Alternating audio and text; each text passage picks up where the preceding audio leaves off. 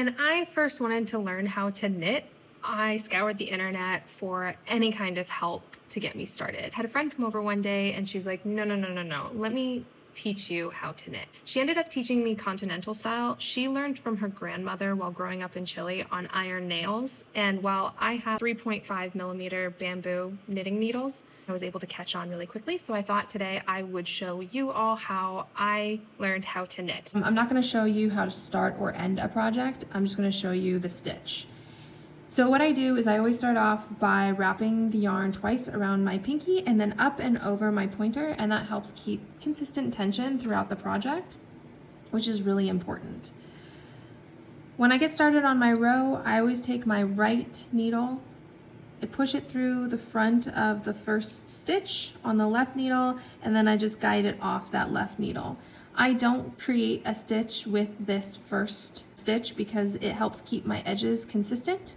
When I do start my first stitch, it's the second stitch, and there's two different types of stitches that you'll be able to see. The first is a V stitch, and it's called a V stitch because you can see a slight little V in the row of that stitch. And the second one has a little bump on it. So for the V stitch, what I always do is I always take this right needle and I push it through a little bit and kind of lift it off that left needle. So then I can enter it from the back and then push my right needle up, grab the yarn that's wrapped over my pointer finger, help push it down past the left needle behind, and then I bring that needle up behind the stitch, and then I guide it off the left needle.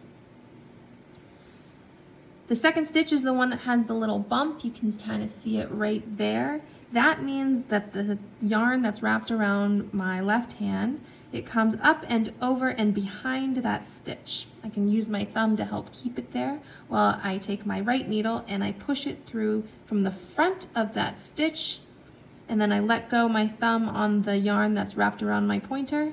I grab it with that right needle and then I help guide that stitch off the left needle. Now I'm back to my V stitch. I keep that yarn that's wrapped around my left pointer finger behind my left needle. I take my right needle, I go from behind that stitch, I wrap it, I wrap the yarn around that right stitch, and then I bring that right needle down and in front of the stitch, and then I help guide it off that needle.